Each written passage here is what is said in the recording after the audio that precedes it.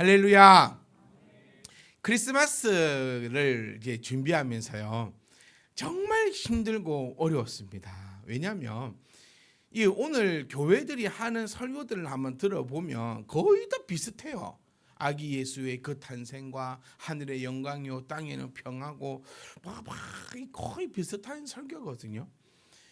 저도 또 이렇게 또 누군가 또 세 가지를 한 명 데리고 오셨으면은 또 아기의 그 탄생에 대한 이야기부터 시작해서 막 그 사람 모른다 생각하고요. 또 처음부터 한번 또 탁 이렇게 하면 되는데 이게 참 그게 어제 딱따라딱 뚝딱탁 하면은 또 다 아는 내용이니까 이거를 또 하게 되면 또 저의 이 자존심이 또 허락을 안 해요.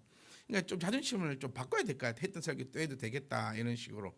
그래서 이 말씀을요, 읽고 또 읽고 읽고 또 읽고 어찌해야 되나 저찌해야 되나 어찌해야 되나 저찌해야 되나 했던 시간이 정말 참 길었던 그 성탄의 한 주였던, 아니 한 달, 두 달이었던 것 같아요. 그러니까 여러분 부탁드립니다. 내년에는요 누굴 좀 데리고 오세요. 그래서 예수 탄생은 이러하니라 이러면서 또 할 수 있잖아요.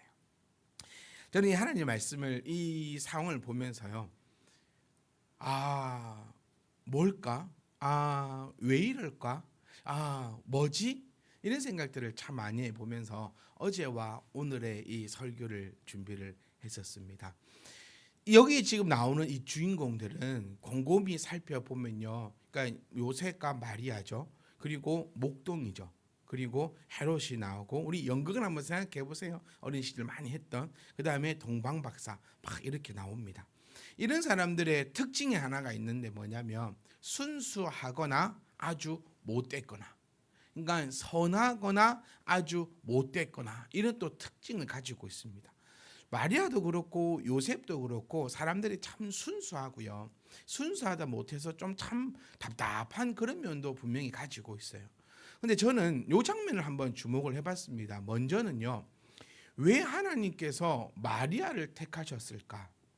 어저께도 잠깐 말씀을 나누었지만 그렇게 뭐 대단한 집안의 사람도 아니고, 어쩌면 우리 같은 사람, 아니요 어쩌면 우리보다 더 이렇게 좀 못한 사람일 수도 있어요.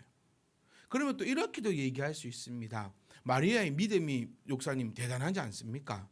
그런데 거기에서 저는 또 이렇게도 생각해 봤어요. 우리 앞에도요 천사가 나타나가지고 네 몸에 성령으로 말미암아 잉태할 거다라고 얘기하면요, 우리도 받아들일 겁니다. 아마도 제가 그렇게 얘기하면 안 받아들이겠지만은 천사가 나타났다니까요. 그러니까 이거는 믿음을 한번, 믿음의 이게 아니, 여러분 한번 생각을 해보세요. 믿음이 없어도 이만큼 나타나면 누가 순종을 안 하겠냐는 거예요. 우리 삶을 한번 살펴보세요. 믿음 없어도요 내 몸에 병이 생겼습니다. 병이 생겨가지고 의사 앞에 갔어요. 그 의사 이렇게 얘기합니다. 가망이 없대요. 죽을 준비를 하랍니다. 그래서 목사님 앞에 딱 나왔어요. 믿음이 없는 사람이에요. 근데 목사님 앞에 딱 왔어요. 목사가 기도를 다 했습니다. 병이 나빠요. 안 믿겠습니까? 믿어요. 믿어요. 내 자식이요 죽을 병에 걸렸어요. 내 자식이요 좀 바보예요. 내 자식이요 좀 천재예요. 내 자식이 어떤 문제가 있는 거예요. 방법이 없대요. 세상적으로 방법이 없답니다. 그러니까 다 목사님 앞에 데리고 나왔어요. 그리고 기도를 다 했어요. 그러니까 또 다 나아봅니다. 그럼 안 믿겠습니까? 우리는 이런 경험이 없어서 안 믿을까요? 우리의 믿음이 이런 경험이 없어서 주를 향해서 더 믿지 못하겠으며, 여러분 가운데 어마무시한 병이 걸려갖고 의사 앞에 갔더니 못 산다 소리를 듣고 온갖 고생 다 하다가 교회에 오셔서 저한테 기도받고 낫는 은혜가 있기를 원할까요? 아니, 그래서 내 믿음이 성장하지 못하고 빛이 나지 못할 것 같으며, 여러분 옆에 있는 이 자녀가 진짜 막 말도 담기 싫은 그런 일들이 벌어져갖고 중리 사냐 목사 찾아가가지고 뭐 결과만 좋으면 되지 않습니까? 다 손을 얹은께 막 그런 은혜가 있기를 있는 2024년을 우리가 표로 정해놓고 자녀가 죽다가 목사의 안수를 받고 살아나는 그런 해 막 이렇게 적어놓고 막 그렇게 우리가 살아가야 그 믿음이 더해지겠냐는 거예요. 그렇지 않습니다. 그런데 이 마리아하고 비교를 해보니까 이렇더라고요. 목회를 이렇게 하면서 참 많은 사람들을 만나는 것 같아요. 직접적으로도 만나고 간접적으로도 만나고. 그런데 실질적으로도요, 병에 걸려서 중리 산이 하다가 참 하나님의 은혜 가운데 치료받는 사람들도 많이 봤습니다. 네. 이제 사람 밑이 부르는 게 뭔지 아세요? 병원에서는 아무 이상이 없대요. 나는 아파요. 이게 진짜 미치는 겁니다. 그런 사람들 정말 너무너무 많아요. 그러니까 교회 와서 기도하다가 또 치료가 되었어요. 그런 사람들 우리가 부정할 필요는 없어요. 실질적으로 우리 옆에서 일어나는 그런 일들이니까요. 우리 또한 마찬가지가 아니겠습니까? 저는 이렇게도 믿습니다. 하나님의 그 은혜가 아니었다면 저와 여러분들이 벌써 다리를 건너도 건너갔을 수 있는 사람들이라는 거예요. 그런데 이런 사람들을 가만히 보니까 어떤 특징이 있냐면, 내가 병이 있고 내 자녀가 문제가 있을 때는 하나님 살려주세요라고 하다가 그 병이 해결이 되고 내 자녀의 문제가 해결이 되고 내 가정의 문제가 해결이 되니까 언제 하나님이 나를 도와주었냐라고 하는 사람들이 너무나 많더라는 거예요. 마리아와 요셉을 보면서 제가 손바닥을 쳤던 게 이겁니다. 아, 우리와 이 자들이 다른 것이 여기 있구나. 어디서 찾아볼 수 있냐면요, 요셉이 마리아를 데리고 왔습니다. 그리고 성경은 이렇게 기록하고 있더라고요. 요셉은 마리아와 동침하지 아니하였다라고 성경은 딱 기록하고 있어요. 우리는 그냥 그 부분을요 그냥 쉽게 스쳐 지나갔었거든요. 그런데 우리가 가만히 생각해 보면, 이 시대의 그 상황을 생각해 보면, 아내를 데리고 왔는데 1년이나 시간 동안 동침하지 않았다는 그 사실은 아주 대단히 놀라운 일이고, 거기에 대한 그 목적이 여인을 위한 것이 아니라 하나님의 그 영광만을, 하나님의 그 일에 방해되지 않기만을 바라고 기다리고 참아내고 또 인내하고 또 그거 하나님만을 바라보는 그 요셉을 바라볼 수가 있었다는 겁니다. 저와 여러분들의 그 믿음의 삶을 돌아볼 수 있는 정말 이 성탄의 이 날이 되었으면 좋겠어요. 하나님께서 나에게 부어주지 않은 은혜가 어디에 있습니까? 하나님의 그 예수님의 탄생이 없었더라면 저와 여러분이 어떻게 여호와의 이름을 부를 수가 있으며, 어떻게 그 구원받은 자의 자리에서 세상을 다스리며 세상을 정복하고 생육하고 번성할 수 있는 이 은혜가 어디에 있겠냐는 겁니다. 하나님께서 마리아에게 성령으로 잉태하지 아니하였다면 마리아와 요셉에게도 그 놀라운 일들이 어떻게 일어났겠냐는 겁니다. 그런데 가만히 한번 살펴보면요, 우리는 하나님께서 주신 은혜를 내가 내 입으로 다 까먹어 버리는 거예요. 내가 내 행동으로 다 까먹어 버리는 거예요.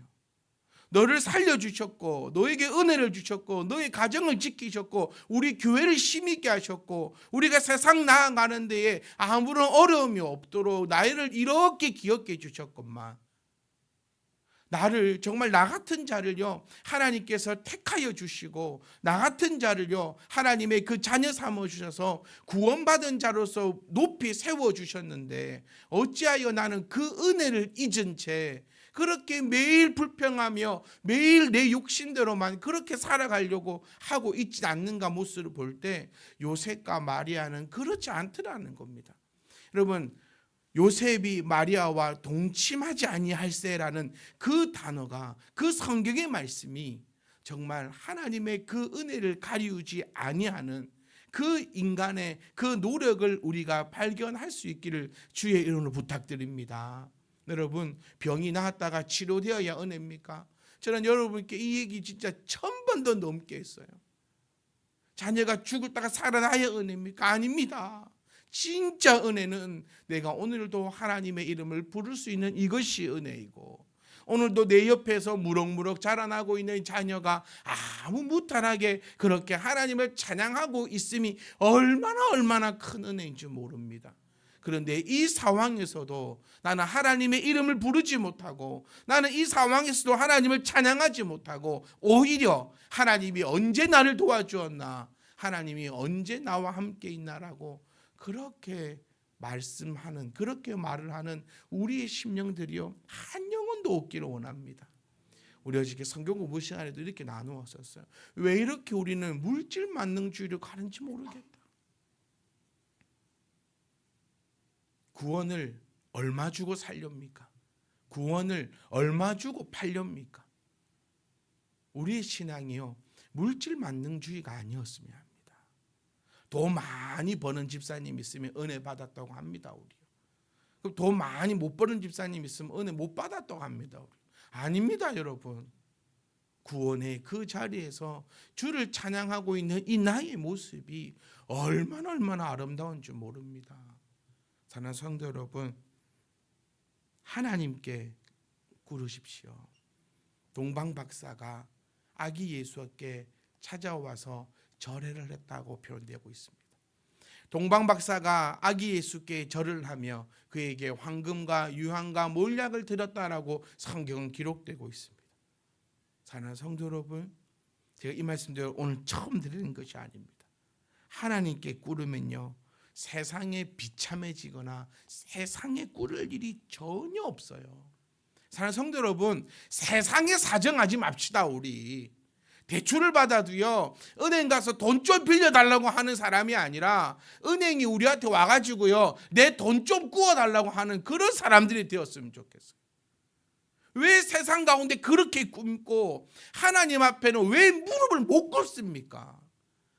우리를 위하여 이 땅에 오신 그 예수님께 왜 무릎을 꿇고 황금과 유향과 몰약을 드리지 못한 채 왜 고위 관료들에게는, 세상에게는 황금도 드리고 유향도 드리고 몰약도 드리는 그런 어리석은 삶을 왜 우리가 살아가야 되냐는 거예요.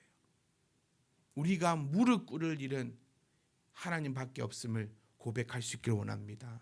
저는요, 여러분들은요, 우리의 이 무릎을요, 결단코 세상 가운데 꿇지 않을 것입니다. 하나님께만 무릎을 꿇을 것이고, 하나님께만 긍휼을 원할 것이고, 하나님께만 사정할 것입니다.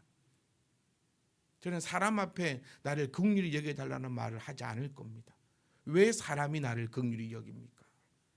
나를 긍휼히 여기신 일은 하나님밖에 없으실 것이고, 하나님이 나를 긍휼히 여기실 때에 말씀이 우리에게 허락하는 바 세상 모든 민족 위에 뛰어나게 하실 것이며, 세상이 우리 발 앞에 무릎을 꿇게 하신다고 하신 분이 바로 하나님이시고, 그 하나님을 우리가 믿고 있는데 우리가 왜 세상 가운데 사정하냐는 거예요.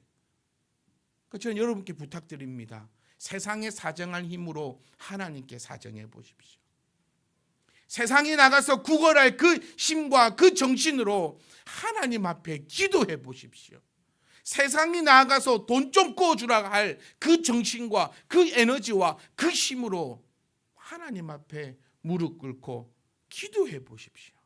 우리의 기도가 곧 황금인 줄 믿습니다. 우리의 기도가 유황이요, 우리의 기도가 몰약인 줄 우리가 믿습니다. 제발 물질에 만능주의를 가지 마세요. 하나님이 우리에게 원하시는 것은 돈이 아닙니다. 하나님을 거지로 만들지 말라고 10년 동안 떠들었습니다. 왜 아직도 하나님을 거지로 만들고 내 돈으로 하나님이 살아갑니까? 절대 아니지 않습니까? 황금은 헌금이 아닙니다. 유황은 헌금이 아닙니다. 황금과 유황과 몰약은 하나님을 인정하는 것이요, 우리가 하나님 앞에 무릎을 꿇는 것이요, 우리가 세상에 사정할 그 힘을 가지고 아버지 앞에 기도한다면 안 될 것도 없습니다. 여러분, 왜 안 됩니까? 왜 안 됩니까? 왜 어려움에 처해 있습니까? 여러분, 왜 어려움에 처해 있는지 다 압니다. 진짜 압니다. 내가 왜 어려움에 처해 있는지 모르겠습니까? 지혜를 간구하십시오. 그것만큼 안타까운 게 없어요. 아픈데 병든 곳이 없어요. 돈이 없는데 나가는 곳이 없대요. 나는 왜 맨날 이렇게 살까요? 원인을 몰라요? 지혜를 간구하세요. 원인을 모를 리가 없어요. 원인을 왜 모르냐면요, 지혜가 없어서 원인을 모르는 거예요. 원인을 모르니까 어떻게 됩니까? 틀리는 거 또 틀리는 거예요. 안 그러냐 얘들아? 시험 치면 맨날 틀린 것만 틀려. 그렇고 이게 맞대. 아이고 내 팍 니키가 난리 불나. 답안지가 틀렸다가 하고 있어요. 저희 집에 누구 있어요 그런 사람? 답안지가 잘못됐대요. 참 내가 어이가 없어서 내가 살다 답안지가 잘못된 적은 내가 본 적이 없다. 이유가 다 있습니다 여러분. 내가 왜 이렇게 살아가는지, 내 삶은 왜 이런지 우리는 많이 하잖아요. 왜 이렇게 안 풀리는지, 왜 나만 이렇게 사는지, 왜 니만 그렇게 살냐며, 왜 니만 그렇게 하고 있으니까 그런 거예요. 안 바뀌는 거예요. 원인을 모르면 생각하십시오. 원인을 모르면 지혜 달라 기도하십시오. 그러면 하나님께서 지혜를 주실 것이고, 그러면 그 원인을 알게 됩니다. 원인을 알게 되잖아요. 그럼 어떻게 해야 됩니까? 그 원인을 해결해 달라고 하나님께 또 기도하는 겁니다. 그러니 뭐 밖에는 방법이 없어요. 기도밖에는 방법이 없어요. 저는 오늘 최고의 명언이 이건 것 같아요. 은행 가서 빌지 말고 하나님께 빌어라. 은행 대출도 쉽게 받습니까 여러분? 인터넷 검색해야 되고 막 온갖 머리를 다 짜내야 되고. 쉽게 받으시는 분들은 문제가 없는 분들입니다. 은행 대출도 능력이 있어야 받는 시대니까요. 뭘 하더라도요 다 어려워 힘들어요.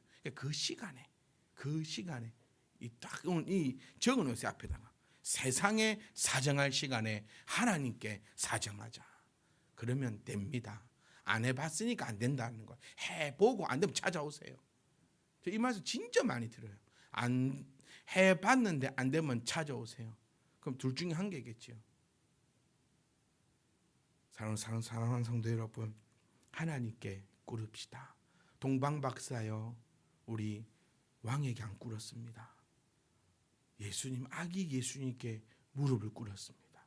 그리고 그분께 드렸습니다. 황금과 유황과 몰약을 챙기 갔어요. 그런데 헤롯 대왕에는 그거 안 가져갔어요. 그 참 대단한 용기 아닙니까? 우리였으면 조금 떼갔을 겁니다. 왕을 만나는데 그것도 타국의 왕인데 이마 죽을 줄도 모르니까 이 조금 황금 좀 떼가지고 이렇게 해가지고 왕에게 먼저 드리는 게, 그러니까 이 장면을 생각해보면요 헤롯도 참 어이가 없었을 겁니다. 어디서 이상한 것들이 와가지고 얼마나 몰골도 형편은 없었겠습니까? 걸어왔어요. 걸어갖고 와가지고 한도 없는 그 동방박사들이 뭐 한 개 가지고 나오고 오더만 왕이 어디 쏘있나니까 막 이렇게 얘기하고 있으니 얼마나 어이가 없냐고요. 그래도 하나님이 그들을 지키시는 거예요. 우리가 여러분, 우리가 사정하고 우리가 그거 할 곳은 하나님밖에 없다. 우리가 꿇을 것은 하나님밖에 없다. 그러니 제발 우리가 뭐하자? 하나님 앞에 무릎을 꿇자라는 거예요. 하나님께 무릎을 꿇지 않으면 세상 가운데 무릎을 꿇습니다. 우리는 어쨌든 간에 무릎을 꿇을 수밖에 없는 존재로 만들어졌어요. 그건 어쩔 수가 없어요. 누군가에게 분명히 무릎을 꿇고 누군가에게 분명히 사정을 해야지만 살아갈 수 있는 존재라는 거예요. 선택은 여러분들입니다. 근데 저는 세상 가운데 무릎 꿇지 않을 겁니다. 하나님 앞에 무릎 꿇을 겁니다. 하나님께 사정할 겁니다. 하나님께 간곡히 부탁할 것이고 제발 나를 긍휼히 여겨달라 저는 싹싹 빌 겁니다. 그리고 세상에서는 우뚝이 서서 세상을 발 앞에 둘 것입니다. 그런 은혜와 복이 저와 여러분 가운데서도 넘쳐나기를 주의 이름으로 부탁드립니다. 그리고 요셉이 딱 나옵니다. 그러니까 뭐가 이해가 안 가냐면요. 제가 이거 이제 성경 읽으실 때 머릿속 영상화 다 하셨으니까 이 스토리는 말씀 안 드리려고요. 그래야 빨리 끝나거든요. 뭐가 잘 이해가 안 가냐면요. 하나님의 이 방법이 잘 이해가 안 가요. 왜 예수님을 왜 마리아에게서 좀 괜찮은 데서 그것도 오케이 양보했어요. 그런데 왜 별을 또 없어지게 했을까? 왜 동방박사로 하여금 궁에 들어가게 했고 궁에 들어가서 이 탑 시크릿 아닙니까? 이 기밀을 알려줘가지고 결론은 다 아시겠지만 그것 때문에 죄 없는 아이들이 얼마나 많이 죽습니까? 이거 성경의 기록만이 아니라 요세푸스의 기록이라든지 고대의 기록에도 분명히 기록되어 있는 사실입니다. 2살 이하의 아이들이 다 죽어버려요. 이 도대체 뭡니까 이게? 그리고 요셉도 보십시오. 아이를 낳았어요. 아이를 낳았는데 밤에 나타나서 도망가랍니다. 그러니까 성경 분명히 밤에 도망갔어요. 밤에 도망가 야반 도주를 해 가는 겁니다. 결코 마차의 행렬이나 그런 것이 아니라 그 밤에 아이를 안고 밤 모르게 애굽으로 도망을 갑니다. 성경은 이렇게 기록되어 있지요. 다 구약의 예언을 이루려 하심이라. 우리 인간의 생각으로는 도저히 이해가 안 갑니다. 아무리 이해를 해보려고 해도요. 나는 인간이기 때문에, 나는 사람이기 때문에 사람의 그 입장에서만 생각을 하니까 왜 이 아이들이 죽어야 했으며, 왜 요셉은 이렇게 비참하게 살아가야 했으며, 왜 이런 삶으로 살아가는가 이 이해가 되지 않는 거예요. 그 중에서 한 개 딱 끼어들면요, 이 말씀 하나 드리고 싶어요. 아버지들이 얼마나 중요한가가 이 본문에서 나옵니다. 하나님은요, 아담과 하와를 보셔도 되고 하여튼 여기도 보셔도 됩니다. 지금 여기서 가장 중요한 사람 마리아거든요. 마리아가 성령으로 잉태했어요. 그런데 성경을 가만히 보면 더 이상 천사는 마리아에게 나타나질 않아요. 마리아에게는 딱 한 번 천사가 나타났습니다. 내가 성령으로 말미암아 아이를 잉태할 것이다. 이는 청청병력 같은 소리만 한 번만 딱 전하고요. 그 이후에는 마리아에게 나타나지를 않는 거예요. 그 이후에는요, 요셉에게 나타나고 있습니다. 마리아는 뭣도 모릅니다. 가자니까 그냥 가는 거예요. 이러자니까 그냥 이렇게 하는 겁니다. 그래서 각 가정에서 아버지가 중요하고, 우리 교회에서도 재직들이 중요하고, 이 온 세계에서도 교회가 중요하다라고 그렇게 지금 쫙 가는 가운데 이 하나에 톡 이렇게 끼워 넣을 수 있다는. 사랑하는 성도 여러분, 교회가 아름답기를 원하십니까? 그러면 우리가 아름다우면 되는 거예요. 자녀들이 힘있기를 원하십니까? 아버지들이 더 자녀를 위해서 기도하십시오. 아버지의 기도는 자녀를 힘있게 하고, 어머니의 기도는 자녀를 아름답게 합니다. 그런 이 두 가지가 같이 가야지요. 사랑하는 우리 아버지 여러분, 아버지 되신 여러분들이 자녀를 위해서 기도하지 않으면 당신의 자녀는 다른 집 자녀보다 힘은 없어요. 왜 힘없다 하지 말라고? 아니 뭐라 할까요?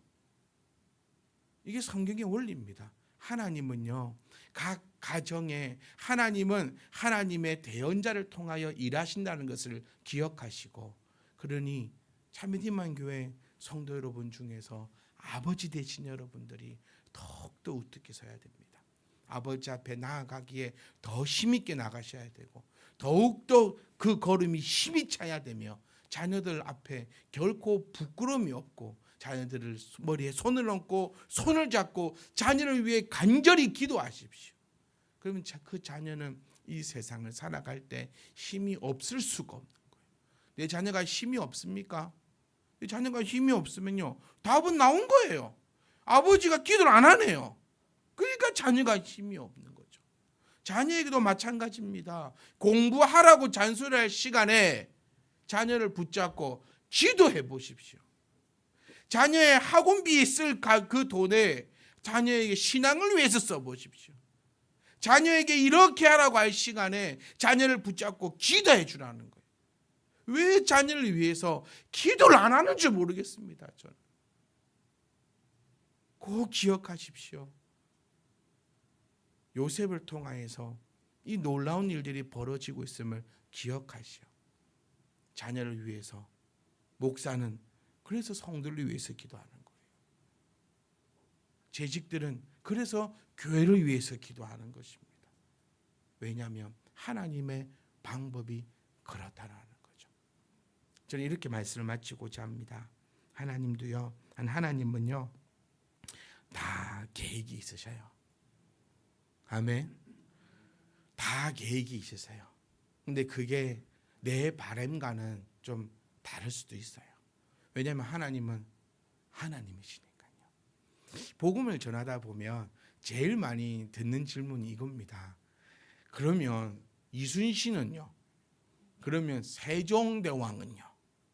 아니 목사님, 예수 이름을 모르면, 예수님을 믿으면 구원 받는다면서요. 그 반대로 얘기하면 예수님을 안 믿으면 구원을 못 받는 거잖아요. 그러니까 자기는 나름대로 논리적으로 얘기하는데 대부분 많은 사람들이 이렇게 질문해요. 그러면 세종대왕하고 아는 게 세종대왕하고 이순신밖에 없는가 봐요. 세종대왕하고 이순신 장군은 예수님을 몰랐지 않겠습니까? 그때 우리나라에 복음이 안 들어왔으니까. 그러면 그들은 어떻게 됐습니까? 그럼 세종대왕이 지옥을 갔단 말입니까? 저는 그렇게 얘기합니다. 네가 언제부터 그까지 걱정했냐고. 네 부모도 걱정을 안 하는 놈이 문 세종대왕을 걱정하고 이순신 장군을 걱정하고. 우리가요 걱정할 것은 그게 아니라 하나님께서 나에게 베풀어 주신 그 은혜에 감사하는 게 우리의 올바른 생각입니다. 왜 세종대왕 걱정하고 왜 이순신 걱정하고 왜 그렇게 부정적인 시선으로 그렇게 저는 이렇게 말씀드립니다. 네, 세종대왕은 지옥 갔습니다. 왜냐고요? 예수 이름을 몰랐으니까요. 안 알려줬는데 어떻게 세종대왕이 압니까? 그것은 하나님의 뜻이지요. 하나님께서 원하시는 날에 하나님께서 계획하신 대로 하나님께서 베푸시는 그 은혜인데 그걸 가지고 우리가 뭐라고 할 수 있겠습니까? 그게 이해가 안 됩니까? 그게 못마땅합니까? 하나님을, 그래서 제가 나온 말이 이겁니다. 하나님을 돈 많고 괴팍한 옆집 할아버지 정도로 생각하지 마라. 물에 빠지면요, 우리가 배를 타고 갔다고 생각해 봅시다. 우리가 풍덩 물에 다 빠졌잖아요. 그럼 누구부터 구할 것 같습니까? 실질적으로요. 물에 풍덩 빠졌으니까 아이고 우리 아버지니까 나부터 구하겠지 싶으세요? 물에 풍덩 빠지면 나부터 삽니다. 나부터 살고 나면 아이고 내 새끼 물에 있다 이게 나오지. 물에 풍덩 빠졌는데 내 와이프 어디 갔어? 내 아들 딸 어디 갔어? 이 찾지 못합니다, 여러분. 이게 지금 생각으로는요, 아니다. 너는 탁 빠지면 탁 딸부터 구한다. 아니다. 이리 되지만요, 실질적으로 한번 빠져 보세요. 빠져 보지 마세요. 또 빠지면 또 저 때문에 빠졌다고 하려니까는. 하여튼 빠지면요, 이게 딸이고 뭐고 생각이 안 납니다. 뭐 내 생명 천국 가는 게 소원이니 언제 죽어도 여한이 없다 싶지요. 진짜로 죽음이 내 앞에 탁 와보십시오. 그럴 수 있는 사람 아무도 없습니다. 그러니까 순교자들이 대단하다고 칭송을 받는 거예요. 우리 지금 마음이야. 네, 하나님아, 그치? 하나님하고 저하고 둘이 약속한 게 있어요. 우리 교회에 공산당에 들어와가지고 다 죽창으로 찔러 죽일 때 다른 성도님들은 예수 안 믿어 도망을 치더라도 저하고 하나님은 두 손 딱 잡고 죽기로 안 변했지? 안 변했지? 변했어? 안 변했지? 이 마음. 네, 안 변했대요. 집안일 안 죽는다 했거든요. 네, 그 아파서 그거 못 죽는다고, 아프다고. 이게 실질적으로 우리가 이리 들으니 여러분 전부 다 이럴 때 아멘 안 하겠습니까? 이 동상당에 와서 예수 믿을래 죽창에 찔려 죽으려면 다 죽창 찔려 죽겠습니다. 이렇게 지금 마음은 그 마음이 이만해요. 근데 실질적으로 그 다 오면, 그래서 그렇게 우리 영광에 있는 그 교회들이 한꺼번에 순교를 당한 그 교회들이 지금까지도 우리에게 믿음의 이야기로 오는 이유가 결코 쉽지 않기 때문에 그게 오르락내리는 거예요. 수능 1등 맞은 사람은 우리가 압니다. 근데 수능 꽁등 맞은 사람은 우리 몰라요. 1등 있으면 꽁등도 있겠죠. 그런데 1등 맞은 사람만 취급을 해줘요. 왠지 아세요? 그게 어렵거든요. 그 아무나 할 수 있다. 꽁등은 얘들아 아무나 할 수 있다. 지금 그대로 가봐. 그래요. 하여튼 이 왜 그러냐면 어렵기 때문에 지금까지도 우리가 그거를 바라고 또 원하면서 칭송할 수 있는 거예요. 결코 쉬운 일이 아닙니다. 그러니 여러분 우리도요 좀 말씀에만 좀 요렇게 부정적으로 생각하지 말고 지금 하나님께서 세종대왕 이순신 생각하지 말고요. 하나님께서 나에게 복음 주셨음을, 또 이 예수님의 탄생이 나와 관계가 있음을 감사할 수 있는 저와 여러분 되시기를 주의 이름으로 부탁드립니다. 분명히 이해되지 않아요. 분명히 잘 모르겠어요. 왜 이렇게 하셨는지. 그러면 저는 인사까지 갔어요. 애초에 그러면 구약의 예언을 그렇게 안 하면 됐을 거 아니냐고. 이 마태복음을 보면 다 이렇게 한 이유가요. 구약에서 예언하신 바를 이루시기 위함이래요. 이루시기 위해서 애들을 죽였고요. 이루시기 위해서 애굽으로 피난을 시켰고요. 이루시기 위해서 나사렛으로 갔대요. 그러면 애초에 구약에 이렇게 예언을 안 했으면 될 거 아닙니까? 애들도 안 죽는다고 예언을 해놓고 애굽으로 안 간다고도 예언을 해놓고 다 좋은 것만 예언을 해놓으면 얼마나 좋겠습니까? 그런데 하나님은 다 계획이 있습니다. 그 계획을 우리는 믿고 나아가는 거예요. 요셉이 인간적인 모습을 보여줍니다. 가기를 두려워합니다. 왜 그러냐면 우리가 다 아시다시피요. 이제 애굽이 죽고 그의 아들이 이제 다음번 왕이 딱 되었습니다. 아켈라우가 왕이 되었는데 역사로 보면 이 아켈라우는요, 지금 아버지보다 더 못된 놈이었잖아요. 더욱 부악하고 더욱 광기가 있고 사람을 막 파리 죽이듯이 그렇게 죽였던 왕이 아켈레오 왕이라고 우리도 성경 공부할 때 같이 공부를 했었습니다. 그러니 가려고 하니까 무서워요. 무서워서 안 갑니까? 무서워도 가라면 가는 거예요. 그러니까 우리 여기서 딱 한 것 더 발견할 수 있는 것은 하나님의 그 계획하심대로 우리는 갑니다. 하나님은 다 계획이 있으세요. 그러니까 우리는 그 하나님 앞에 무릎 꿇고, 어디에 무릎 꿇지 말고 세상에 무릎 꿇지 말고, 어디가 더 비참한가를 생각해 보십시오. 하나님께 무릎 꿇는 게 비참할까요? 세상 가운데 무릎 꿇는 게 비참할까요? 하나님 앞에 무릎 꿇고 하나님의 그 계획하심 따라 우리가 걸어간다면 하나님께서는 하나님의 뜻을 이루실 겁니다. 하나님을 믿는 백성이라면, 하나님의 성도라면 하나님의 뜻을 이루기를 원하는 자가 성도입니다. 내 뜻을 하나님이 이루어 주기를 원한다면 우리는 신앙인이 아니라 하나님을 이용하는 이용자일 뿐입니다. 하나님을, 이 말씀도 여러 번 드렸어요. 하나님은 요술램프 진이가 아니라는 것. 하나님의 뜻대로 나아가는 자가 하나님의 성도이며, 하나님은 반드시 계획이 있으시고, 하나님은 세우신 그 계획이 실수가 없으시기에 결코 틀거나 그 계획을 취소하지 않으신다는 것. 요나를 물고기 뱃속에 넣어서라도 하나님께서 그 계획함을 이루심을 우리가 그래서 지혜가 있어야 함을 기억하시고, 제발로 세상 가운데 무릎을 꿇고 나중에 하나님 앞에 결국에 무릎 꿇지 말고, 지혜 있는 자들은요, 이 곰곰이 생각해 보세요. 세상에 무릎을 꿇었어요. 얼마나 비참합니까? 그 비참함을 겪고 또 하나님께 와서 또 무릎 꿇는 거예요. 그게 지혜 없는 자니까. 지혜 있는 자들로 세상 가운데 무릎 꿇지 말고 하나님께 무릎 꿇어서 하나님은 계획이 다 있으심을 믿고 우리가 그 계획대로 하나님의 길을 걸어가는 저와 여러분 되시기를 주의 이름으로 축복합니다.